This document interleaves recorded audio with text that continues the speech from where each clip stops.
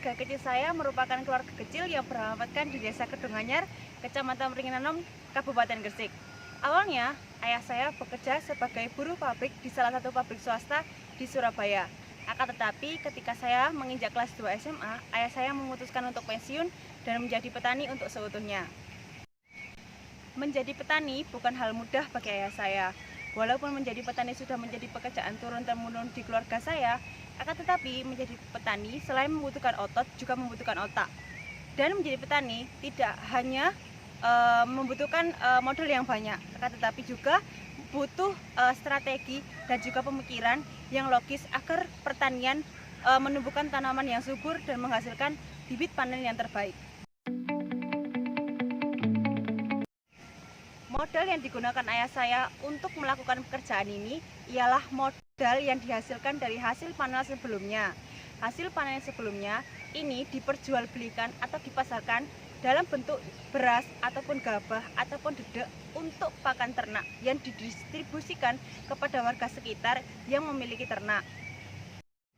Rincian biaya yang dikeluarkan oleh ayah saya selama sekali penanaman kurang lebih dalam kurun waktu 3 bulan dari proses penanaman hingga pemanenan membutuhkan rincian biaya sebagai berikut.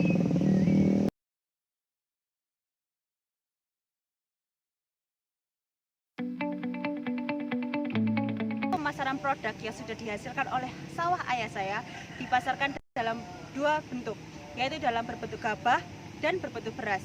Jika berbentuk gabah akan dipasarkan kepada warga sekitar dengan kisaran harga mencakup 1 sak per harganya.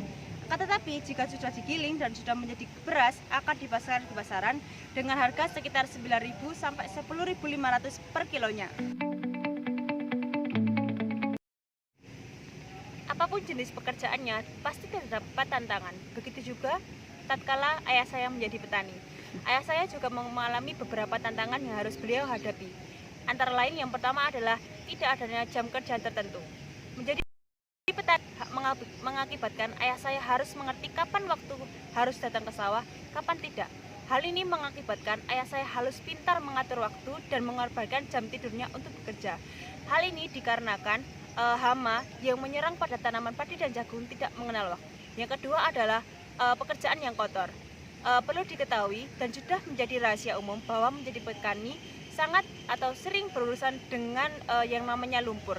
Hal ini juga pernah mengakibatkan ayah saya mengalami infeksi pada kakinya yang harus mendapatkan 3 jahitan ketersediaan pupuk subsidi yang sangat berkurang.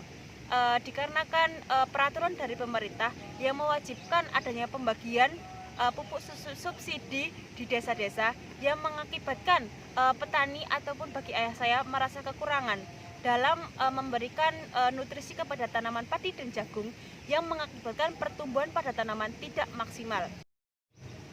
Yang terakhir adalah pekerjaan yang menggunakan otot dan otak. Mengapa saya mengatakan bahwa pekerjaan sebagai petani harus membutuhkan otak?